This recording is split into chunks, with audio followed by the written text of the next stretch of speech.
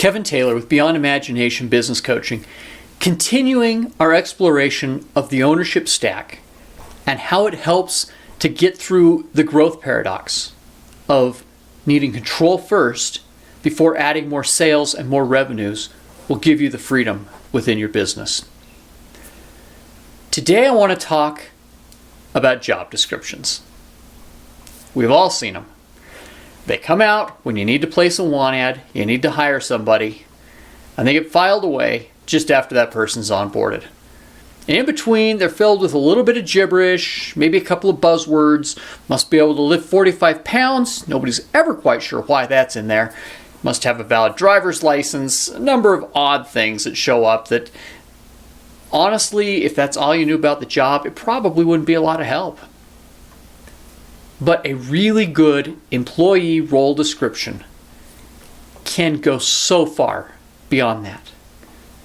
It should start with just a simple explanation of what that employee's responsibility is to accomplish. How do they know if they're doing what you need them to do? How are they going to know if they're on track? You can actually use a role description for an employee to be the starting point, and in some cases the ending point, of a performance evaluation. Because a good one will include all the information that they need to know how they're performing. Now you might wonder, how does this give me control? Well, let me tell you a story. A few years ago, I worked at a business, and we had the irreplaceable employee.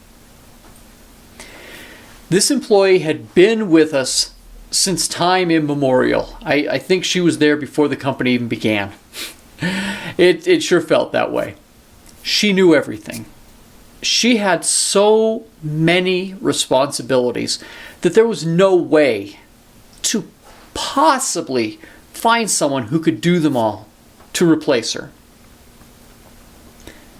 And part of the problem was, half the time we didn't even know what some of those responsibilities were. It was just her job.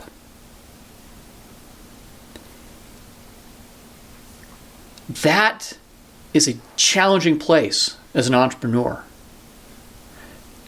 Because you're glad that you've got this employee who will do these things for you, who will pick up all the slack, and who is always there when you need them. But at the same time, if they ever need to leave, you're in trouble. A quick story about two employees retiring. The first retired, but then had to come back in for several months afterwards to clean up, inform, teach, instruct, and do all the little jobs that nobody ever knew actually existed.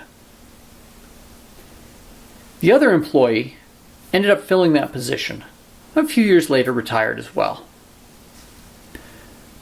Only while that employee was working, there were good role descriptions established. There were systems and processes put in place to back up that role description. So at the point where that employee wanted to retire, she was able to leave, retire, and be done. A new employee could come in and pick up where she left off because everything was already put in place through really solid role descriptions. The other thing to recognize with this is to break out the roles.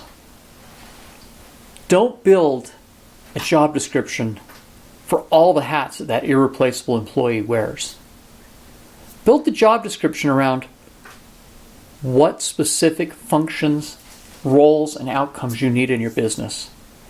And it may be that when one person leaves, their job is divided up in a different way. Someone else may take one responsibility. The new employee may take 5 of them. Depends how it is. But you may divide up the responsibilities that person held in an attempt to be able to hire someone who can fill those spots. So as you're working to gain control of your business, and to overcome that growth paradox, a really well-written, well-designed employee role description is absolutely key.